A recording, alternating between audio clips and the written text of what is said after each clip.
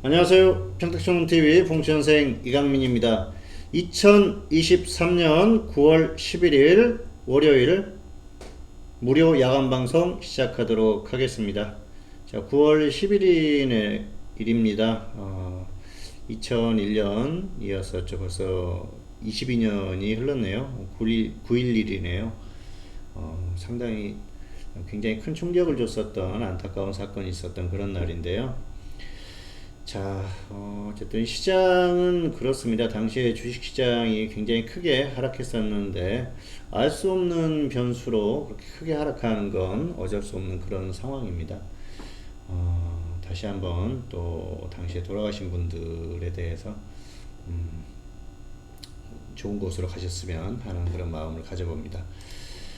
자, 오늘 주식시장, 한국시장은 코스피는 상승했고요. 코스닥은 하락 마감했습니다. 양시장이 엇갈린 모습을 보였는데요. 코스닥이 크게 빠진 건 아니었어요. 하지만 지수가 하락했고요. 양시장의 흐름은 대형주의 흐름에서 갈린 그런 모습입니다. 자, 보시면 코스피는 삼성전자를 비롯해서 대형주들의 흐름이 그나마 괜찮았어요. 그리고 코스닥 같은 경우에는 대형주가 하락했죠.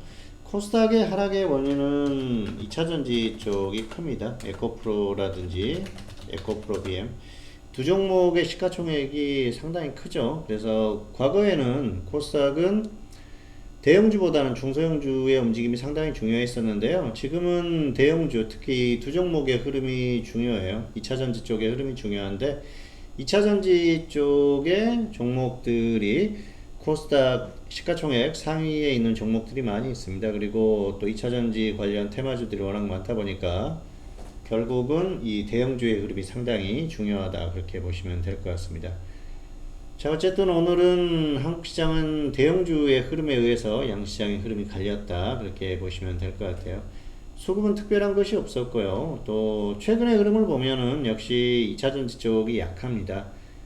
기관, 외국인들의 공매도가 계속 이어지고 있죠. 그러다 보니까 2차전지 관련주들이 조정을 받으면서 결국은 하락하는 모습을 보이고 있습니다. 그렇기 때문에 2차전지 쪽의 흐름이 결국은 코스닥의 흐름을 결정한다, 그렇게 보셔도 무방할 것 같아요. 어쨌든 그렇게 보시면 될 것 같고요. 자, 이번 주는 코스피는 그렇게 나쁠 것 같지는 않습니다. 흐름이 이번 주는 뭐 크게 아주 강하게 급등을 한다거나 그럴 흐름은 아닌데 서서히 반등하는 흐름, 그리고 웬만하면 횡보하는 흐름, 그 정도는 나올 가능성이 크기 때문에 너무 크게 걱정하지 않으셔도 될 것 같고요. 코스닥 같은 경우에는 테마주들이 계속 순환매가 나오고 있기 때문에 적당하게 매매를 하시면 될 것 같습니다. 자, 그리고 2차전지주들도 충분히 빠졌어요. 빠지기는 빠졌는데 역시 뭐 공매도라든지 이런 것들의 영향을 받지 않을 수 없기 때문에 아직까지도 조금 답답한 모습을 보이고 있는데요. 좀 기다리면은 어느 순간 또 갑자기 튀는 그런 흐름이 나올 거예요. 최근에 로봇 관련주들이 엄청나게 튀었죠. 그런 모습을 보면은 역시 그 시장이 뭔가 실적이라든지 확실하게 드러나는 그런 수치도 중요하지만은 역시 기대감 이런 것들로 움직이는 경향이 아직까지는 여전하다, 그렇게 볼 수 있겠고요. 앞으로도 그런 흐름이 이어질 거예요. 자, 그런데 중장기 투자하시는 분들은 기본적 분석이 굉장히 중요합니다. 기업의 실적, 그리고 또 업종의 흐름, 테마의 흐름, 이런 것들을 완벽하게 파악을 해가지고 기업을 잘 고르는 게 굉장히 중요한데요. 단기 매매하시는 분들은 역시 안정적인 종목을 매매하는 것도 중요하겠지만은 현재 시장에서 움직일 수 있는 그런 종목들을 매매를 하는 게 중요할 것 같고요. 저도 금요일에 로봇 관련주를 하나 추천을 했는데 오늘 장중에 좀 움직임이 있더니 다시 또 살짝 조정을 받으면서 마감을 했습니다. 어쨌든 뭐 매수가 위에 있으니까 크게 불만은 없는데요. 어쨌든 단기적으로는 움직이는 종목들을 좀 공략을 해보시는 것도 괜찮을 것 같습니다. 자, 그래서 이번 주 시황은 역시 횡보나 반등 흐름, 이 정도로 보시면 될 것 같습니다. 지금은 일단 시장이 강하게 반등하는 그런 정도의 흐름은 아니라고 보고 있고요. 뭐 이번 주 후반이나 다음 주부터는 좀 기대를 해볼 수 있지 않을까, 그렇게 일단은 예상을 해봅니다. 뭐 이번 주에 큰 움직임이 없으면 다음 주에 좀 기대를 해볼 수 있기 때문에 그런 면들을 생각을 하시면서 대응을 하셔도 될 것 같습니다. 자, 두 번째로는 이슈 살펴보겠습니다. 두 가지 이슈를 골라봤는데요. 첫 번째 이슈는 미중 무역 분쟁을 골라봤어요. 그리고 두 번째는 테마주 순환매에 대한 문제인데요. 첫 번째로는 미중 무역 분쟁입니다. 최근에 다시 이런 이슈가 불거졌죠. 중국에서 요소 수출을 중단시켰다. 뭐 그런 이슈가 나왔었고요. 미국과 중국의 무역 분쟁은 지속될 수밖에 없습니다. 최근에 중국이 화웨이에서 스마트폰을 출시를 했는데 반도체를 굉장히 고급 사양이 들어갔다. 뭐 그래가지고 지금 이슈가 되고 있습니다. 어쨌든 중국의 반도체 생산을 막기 위해서 미국에서 엄청난 제재를 했었죠. 그런데 그걸 뚫고 이제 뭔가 조금씩 작품을 만들어 가는 것 같아요. 그런데 그 이면을 보면은 역시 한국의 영향력이 크죠. 왜냐하면은 한국의 반도체 쪽 모든 산업이 그렇습니다. 모든 산업 쪽의 어떤 기술자들, 연구원들, 그리고 뭐 심지어는 비행기 조종사들까지도 연봉을 2배, 3배 이렇게 주면서 데리고 왔었죠. 그래서 그 사람들이 결국은 중국의 어떤 기술력을 향상시키고 그러면서 결국은 그게 한국을 중국의 어떤 좀 기술적으로 또 종속되는 그런 분야가 나올 수 있게 만들었었던 그런 면이 있거든요. 그래서 참 안타깝습니다. 어떻게 보면은 뭐 한국에서 연봉을 엄청나게 주면은 좋겠지만은 사실 적정한 연봉을 주면서 어떤 고용을 하는 그런 행태가 맞는데 중국 같은 경우에는 일단 그 기술적인 발전이나 이런 것들을 이루기 위해서 엄청나게 쏟아부었었죠. 돈을 쏟아붓다 보니까 그 한국의 우수한 인력들이 많이 빠져나갔었죠. 뭐 여러 가지 분야에 뭐 한두 가지 분야가 아닙니다. 그러다 보니까 반도체 쪽도 이런 상황이 나왔는데요. 그래서 뭐 LG라든지 삼성 쪽의 반도체 인력들이 빠져나갔을 때 엄청난 우려를 했지 않습니까? 하이닉스라든지. 그런데 결국 그런 것들이 이제 슬슬 좀 현실화될 수 있는 그런 상황이 오는 것 같아요. 물론 아직까지는 삼성의 기술력을 따라가지는 못하죠. 우리가 뭐 초격차라고 하지 않습니까? 그래서 뭐 아직 한참 멀은 얘기 같지만은 이게 뭐 야금야금 이렇게 따라오다 보면은 결국은 또 언젠가 문제가 발생할 수도 있는 그런 상황 아니겠습니까? 그래서 좀 많이 안타깝다는 생각이 들고요. 어쨌든 지금 최근에 이제 이 반도체가 결국은 무기까지 이어지기 때문에 미국에서 굉장히 경계를 하고 있는데요. 제재가 더 심해질 가능성이 있어요. 그러다 보면은 미중 무역 분쟁이 다시 또 이래 또 불거질 가능성이 있고요. 계속해서 대립을 할 수밖에 없습니다. 그리고 언젠가는 중국과 미국의 물리적인 충돌까지도 발생할 수 있지 않을까 그런 생각을 해보는데요. 뭐 아직까지는 그 정도 수준은 아니고요.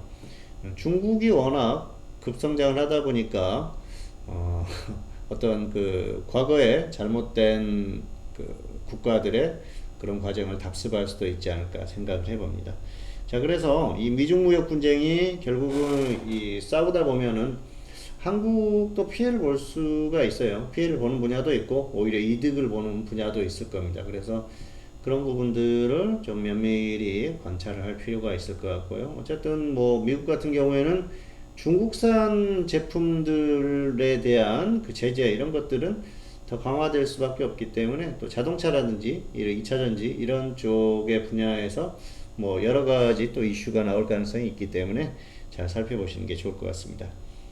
자, 두 번째로는 테마주 순환매에 대한 말씀인데요. 앞에서도 잠깐 언급을 했습니다만은 지금 테마주들이 계속 순환매가 나오고 있어요. 뭐 최근에 강했던 로봇 관련주들만 하더라도 작년까지 엄청나게 강했었지 않습니까? 그러다가 좀 조정을 받는 그 기간이 굉장히 길었었는데 다시 또 결국은 가는 흐름입니다. 사실 좀 안가운 종목들이 많이 있어서 좀 아쉬웠는데 저도 계속 이렇게 관찰을 하다가 가격적으로 조금 아쉬운 그런 상황이어서 접근을 안 했을 거예요. 그리고 테마 자체가 움직임이 없었기 때문에 약간 관심권 밖에 뒀었는데 갑자기 이렇게 급등을 하면서 그런 모습을 보였어요. 그래서 이 테마라는 게 계속 순환매가 되기 때문에 이 산업은 아직 실적이나 이런 것들이 완벽하게 나오지 않아. 그리고 뭐 엄청나게 실적이 나오는 그런 기업들이 없어. 수주라든지 이런 것들이 많이 일어나지 않았어. 그래서 반드시 가지 않는다. 그렇게 보기는 어렵고요. 중장기적으로 종목을 접근할 때는 굉장히 중요합니다. 기본적인 분석, 기업의 실적, 그리고 어떤 테마, 종목군들의 업종의 흐름 이런 것들이 굉장히 중요한데요.